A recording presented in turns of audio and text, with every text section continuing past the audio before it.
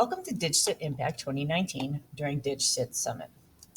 My name is Rachel Marat, and I teach a digital citizenship class at Maynardville High School, which is right outside of Binghamton, New York.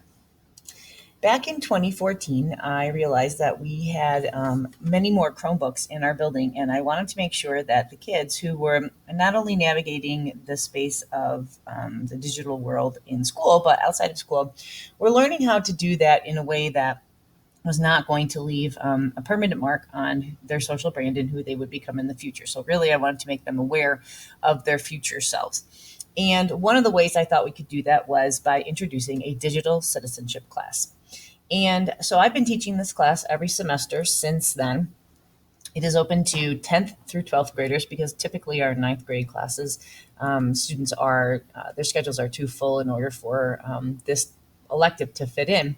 So this class has evolved throughout the years to accommodate new social media platforms, increased level of awareness for students, and just what's out there for the kids to learn.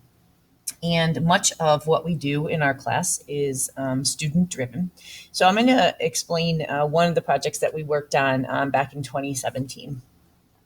So we had been talking about trolls and haters and the difference between a hater and a troll, and the fact that, people will go out of their way to post things as comments or on people's Facebook pages that, are meant to enrage someone and don't really serve any purpose other than the fact that they are spreading hate or they are going in and starting a fight with something.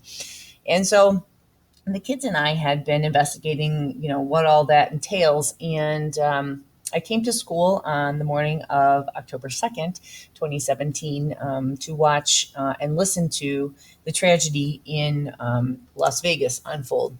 And we were still learning about it because we're on the East Coast when the kids got to school, and they had lots of questions, which, is normal for high schoolers. And they want to know, well, what's going on? What is the news showing us? And so we investigated, we stopped what we were doing.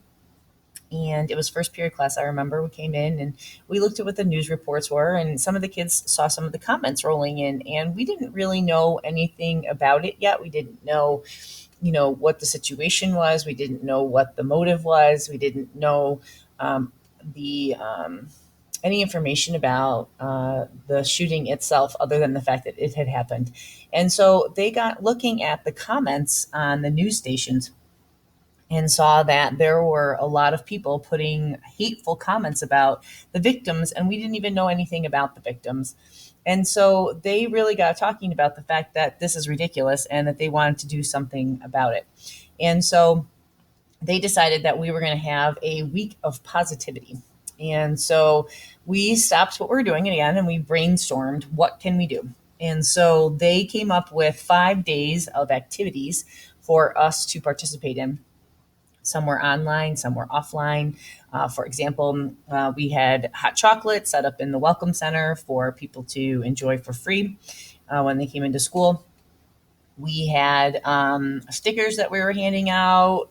Some kids went to the mall and handed out candies and compliments. And one of the things that the kids wanted to do was they wanted to hold a Twitter chat to spread positivity. And I said, absolutely, because I'm all about kids using social media for good. And I felt like this is a perfect example of that. And so what the students did was they talked about, all right, well, what kind of questions do we want to ask? When do we want to have that during the day? And more importantly, what's the hashtag we're going to use so that people can connect on Twitter? And so they decided that the hashtag they wanted to use was positively kind. And so they came up with positively kind as the hashtag, and we all promoted it. The kids came up with the questions themselves, and we wound up holding the chat from 7:45 a.m. to 8:15 a.m. Back in October of 2017. So we did a little bit of advertising for it. I messaged some people I had on social media. The kids reached out to people that they had. We asked people to retweet the information that about the chat and to get people to join. So Friday morning comes, and the kids are very, very excited about the chat. They had previously loaded in not only the questions, because the kids were the moderators of the chat as well. I literally didn't do anything but sit back and watch in awe of what they accomplished. And they preloaded in their answers. And so they were ready to respond to the Twitter chat participants. And so it was interesting because we had administrators in here, we had parents in here, we had community members in here, and they were all very excited about it. And then as soon as the Twitter chat started, it was dead silence because the kids were so into responding to the people in our chat. And it was really interesting because I had one student who kept saying, "Oh my gosh, there's Tennessee," or "Oh my gosh, there's Illinois," or "Oh my gosh, there's Australia." Because as you can see, one of the questions we asked was from what state you were tweeting. And we never imagined that this was going to go international. So as that student kept yelling out all the places, I said, you know what, on Monday, let's map this out, which we did, and I'll show you in a minute. So we wound up being the number one trending hashtag for this half an hour. We had over 1,000 tweets. And if you want to read more about the Twitter chat experience, you can go back to my blog, which is spartansocialstudies.blogspot.com. And it's under the heading Spreading or Breaking the Internet with Positivity.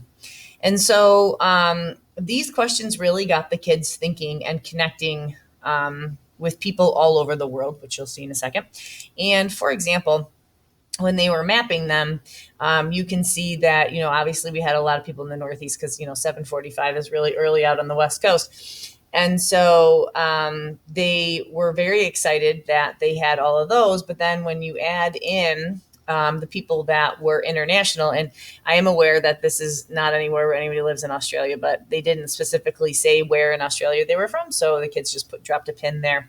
And the best part about this was the responses that we got from the participants were not only that this was a great way for them to start the day, but that the kids were making connections and continued the conversations from this Twitter chat far into the weekend. We had a couple kids come out with connections that got them internships for gap years. They were able to put this as part of their social brand because I challenged my students to become digital leaders, and this was a way that they could show that they were digital leaders. So one of the things I think that's important is that we're not only modeling appropriate usage of social media, but also the fact that we're teaching kids how to use social media for good and for to build their social brand.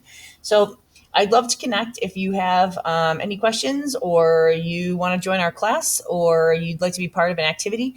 Please reach out to me on Twitter at Mrs. Marat, or email, or through Instagram. Thank you.